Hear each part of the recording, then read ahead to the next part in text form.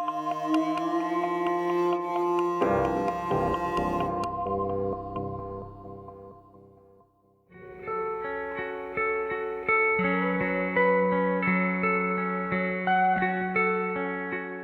of my biggest things is just not waiting for a special occasion to do things. It's using your wedding china every day instead of just for a family holiday dinner. It's buying a statement necklace that maybe has all sorts of sparkle to it that's not just for going to a dinner party. My clients are definitely not the ones that will say, well, where will I wear this?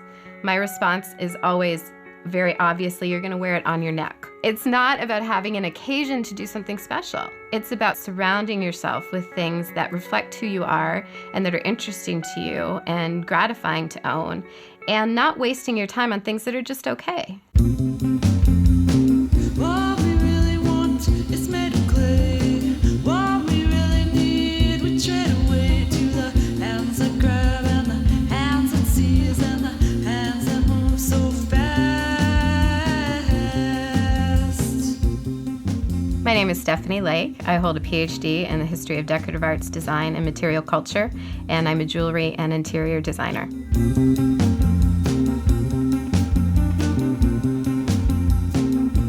I primarily worked as a curator and an archivist, and that's the bulk of my career before I moved back to Minnesota. Literally, if you Google PhD decorative arts, my name will pop up. It is that small of a pool.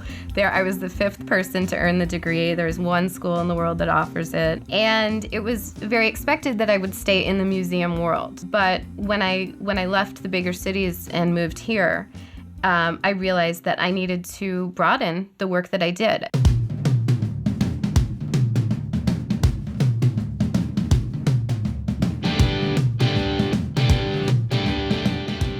It was an interesting leap for me to go from the academic world into more of a commercial milieu and to start to work on interiors. There's definitely a sense of a hierarchy. You will not find curators that are happy to say that they're decorators, and I happen to not see the division. I think I can apply the encyclopedic knowledge that I have of objects. I'm thrilled to work on a small scale with individuals and so that they can recognize the importance of objects in their own home. I don't have to just work within the white walls of a gallery. So I'm probably the only person that has made that, has crossed to the other side.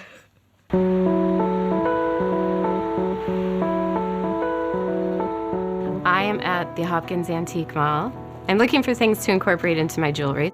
The jewelry came about when I was finishing my doctorate, and I needed to have something that was very finite, very tactile, something that I could work on in the course of days. It would be done because I was going through literally years of researching and writing that scholarly work. So I needed something that was the complete antithesis of that, and I started doing things for myself. The weekend that I went to defend my dissertation in New York, I went in for my meetings and I went straight to a gem dealer, and I literally came home with a bag full of rocks to start making jewelry.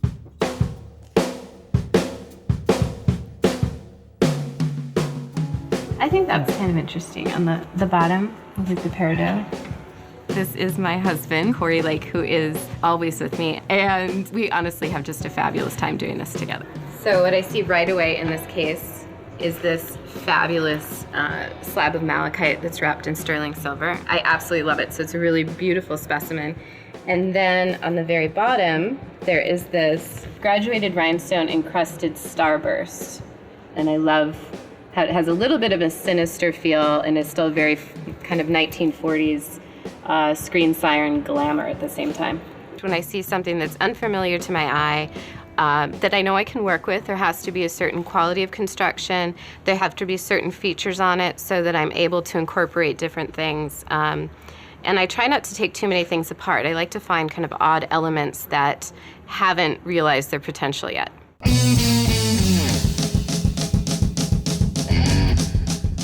When she's in shopping mode, she does move quickly. She moves through the cases. It's an amazing process for me. I've learned so much.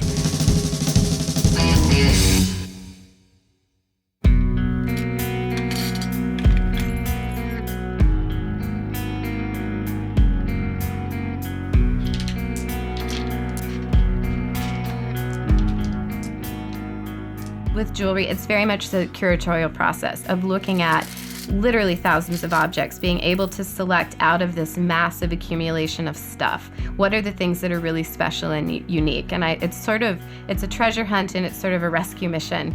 And pulling these things out and then putting them in combinations that never would have been expected. The process in the studio is usually, the first thing that I do with pieces is to take them apart. So I want to have things in as raw state as possible. So with the earrings, I really love this sapphire blue color, and I knew that I had these glass shells from the 20s. What I would start to do is just to mock up and kind of experiment with some pieces, is just start to lay things out in a really rough order. And these, which obviously are earrings, I think would be a really beautiful clasp on the center of the necklace. And then this starburst brooch, which has a completely different graphic quality to it. I think that together is really stunning. So now the next thing for me to do is to figure out the hardware, figure out the soldering, the way that I'm going to put everything together. I like combining things that are very refined with something that's very rough hewn. I like having unexpected combinations of things. I like them to usually have a few decades, if not a few centuries, of elements that are combined together.